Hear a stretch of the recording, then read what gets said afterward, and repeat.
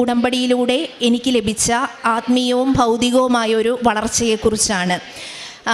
ഉടമ്പടി പ്രാർത്ഥനയിലൂടെയും പ്രേക്ഷിത പ്രവർത്തനങ്ങൾ ചെയ്യുന്നതിലൂടെയും ഇന്നുവരെ ഞാൻ മനസ്സിലാക്കാത്ത അല്ലെങ്കിൽ എൻ്റെ മനസ്സിലേക്ക് വെളിച്ചം കയറാത്ത എൻ്റെ മനസ്സിൻ്റെ പല മേഖലകളിലേക്കും അമ്മയുടെ ഒരു അനുഗ്രഹം കടന്നു വന്ന് ഞാനൊന്നൊരു വ്യക്തിയെ തന്നെ ഒരുപാട് മാറ്റങ്ങൾ ഉണ്ടാക്കിയെടുത്തിട്ടുണ്ട്.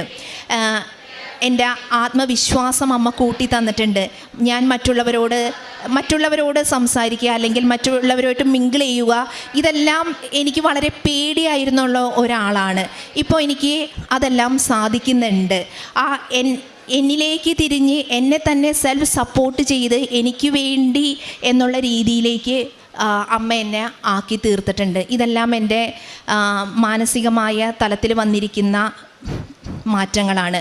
പിന്നീട് ഇപ്പോൾ ഒരു പ്രാർത്ഥന